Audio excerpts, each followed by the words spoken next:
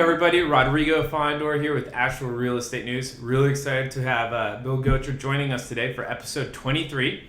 And just a quick reminder, we're on Facebook, Instagram. Check us out. This is going to be available on iTunes as well, Google Play, and fingers crossed, maybe Spotify in the near future. So, tune in. Let us know what your thoughts are. If you have any questions, you want to see anybody, let us know in the comments and whatnot.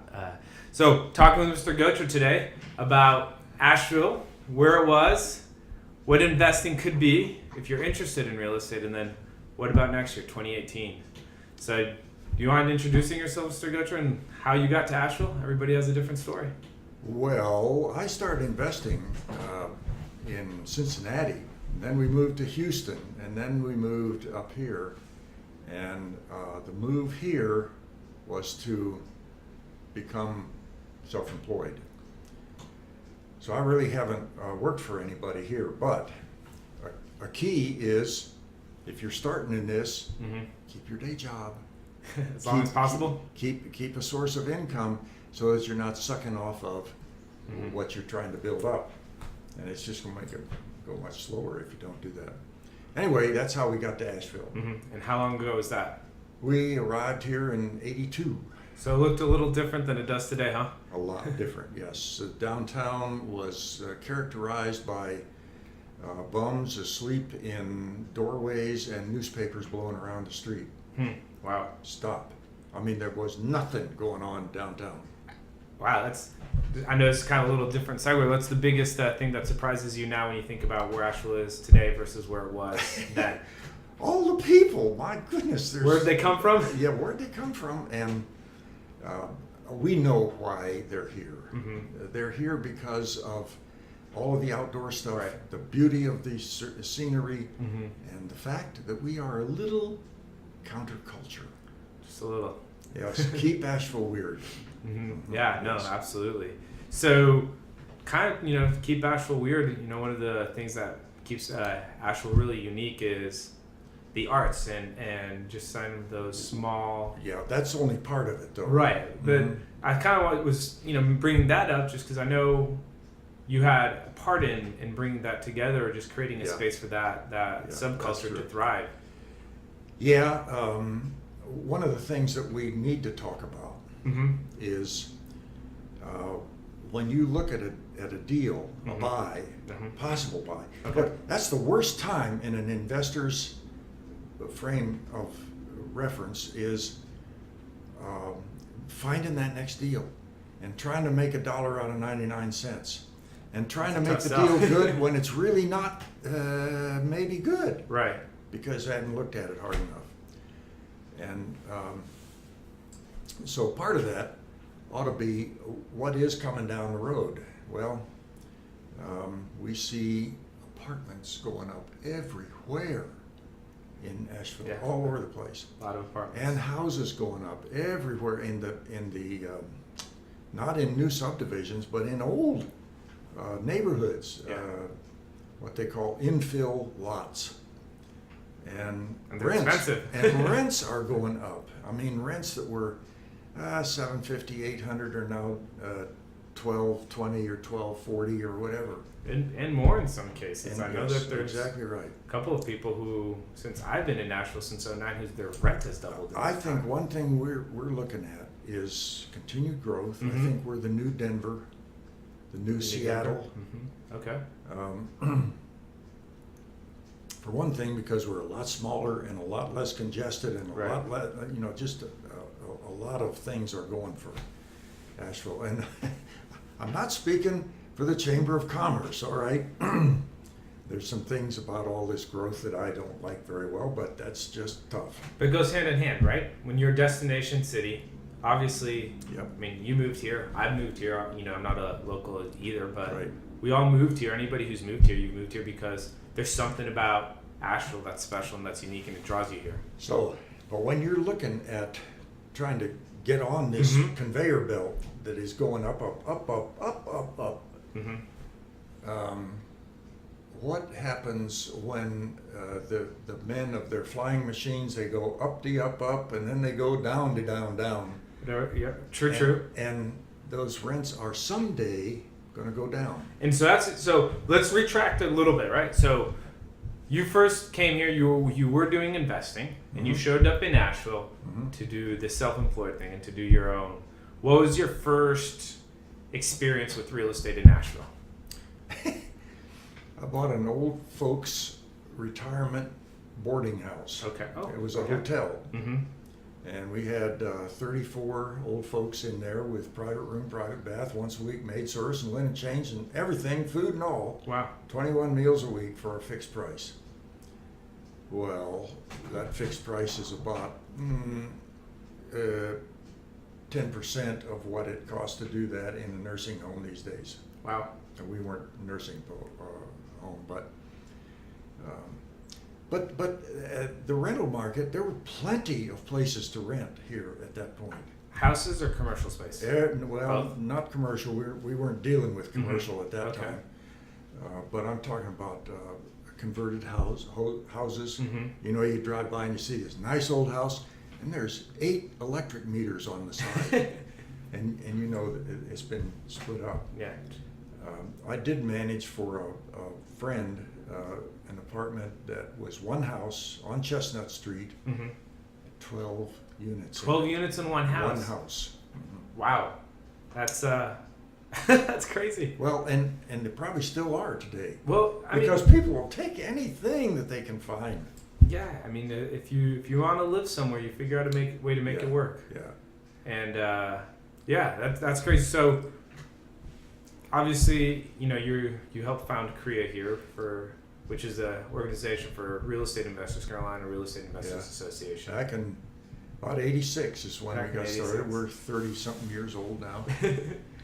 And so I kind of just wanted to draw on your expertise on that and all the time that you had to talk about maybe what are like 3 bits of information that you would give to somebody who's saying, hey, you know, one of my goals for 2018 is to invest in real estate and to get started down that track. And what would you say, hey, here are 3 things you should do? I took your class that you taught back almost 6 years ago when I first was getting started.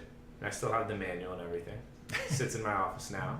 But what would be 3 2-minute tips that you would give to somebody who's in 2018 is hoping to do that? Well, just one would be when you're looking at a good buy and you say, wow, I can buy that house for a low price and I can fix it up and the rents are going up, but when they go down, because they will at some point. I've lived in one town that was on the downside of a boom.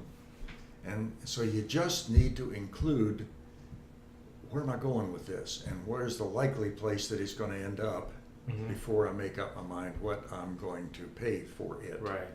And so just having a sound exit strategy. But you know, with people say to me, you know, you must have been clairvoyant to see that the River Arts District was going to develop out of that piece of junk down there on the river.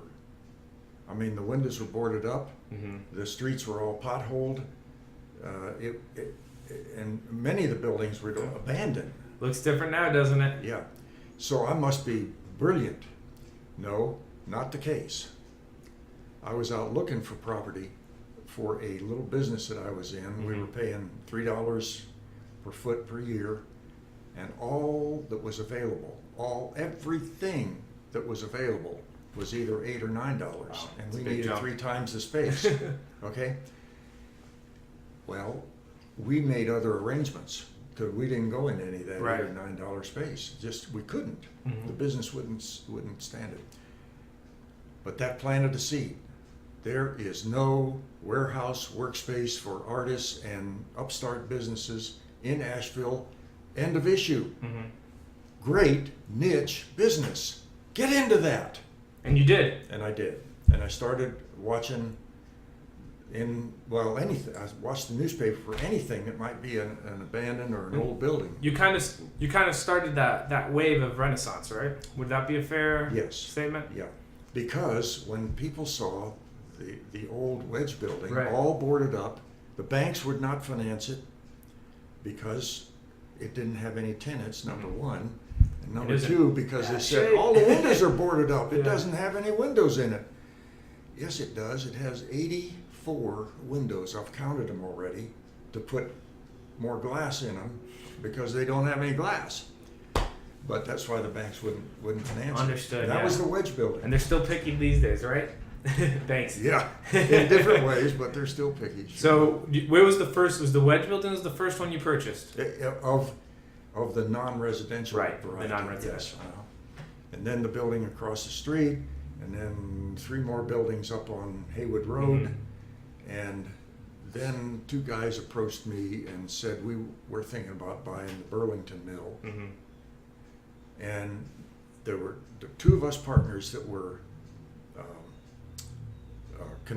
very conversant with the market. Mm-hmm.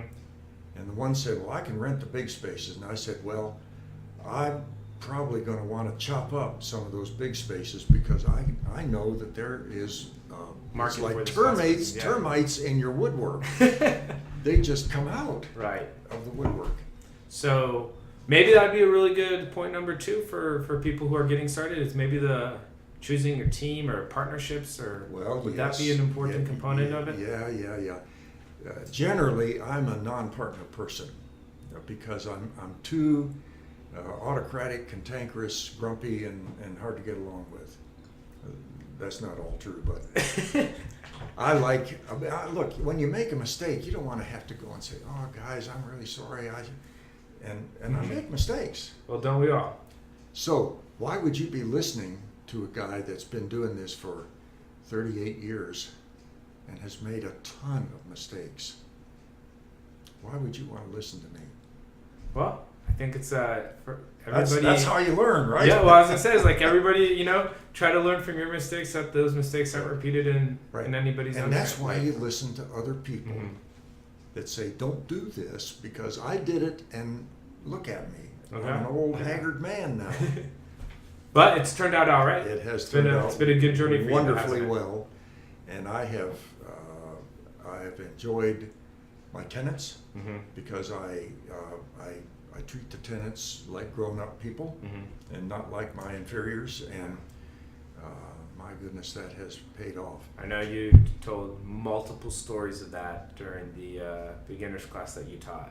Oh yeah, And about the importance of that. That's something that I know we've tried to carry in over in what we do as much as possible. And yeah. overall, the experience is really good because it's easy when everybody you're wants the owner to be imperious Mm-hmm. and think you can order everybody That's very else short-sighted, around. right? It is Yeah, very so- short-sighted. Yeah. Well, so that's 2 things, right? So if you're getting started into real estate, is make sure you have a good exit strategy and dip multiple options. 2, ACE. ACE. Avoid costly entanglements. So avoid costly entanglement. And that's also for either mentors that you have or partners that you have, and making sure that the team you surround yourself is solid. Absolutely, So that's excellent. And then, so what would be the tip number 3 for somebody? Ooh, that's scary. Tip number 3. Oh, we got to think about that a little bit. Okay. You want to come back to it? Yeah. All right. Well, as we come back to it, how about we do this instead then? So we've been on an upswing in the real estate market for a while. Mhm.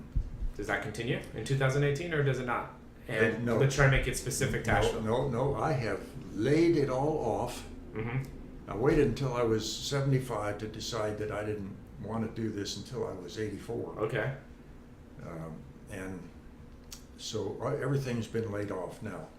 So you've been selling everything. Is that It's what you're sold, yes. saying? So you're out completely. Yes, well, I have one more building that's Okay. pretty insignificant, but yes, all the big stuff is gone. And you anticipate things to drop a little bit then in 2018? So in No, 30 no, seconds, no, what's no. happening in 2018 then? No. All I'm saying, everything is going to keep going. It's got to keep going up. Mm-hmm. And I think rents are going to go up and scarcity is going to remain. Mm-hmm. And that's good. Right. But if I'm wanting to say anything, think about what happens when it slacks off a little bit. So enjoy the good, And but plan for the if, bad. if we had another 15 minutes, Yeah. I could take you to my hometown, which is the home of Miami University in southwestern Ohio. Okay. And a very, very, very disastrous happening has happened to the buyers of homes that they put 8 electric meters on the side of And the students don't want those run-down, old beat-up pieces of crap anymore. They want a nice, brand-new apartment building. So do you think that there's going to be a similar And that- transition here in Asheville?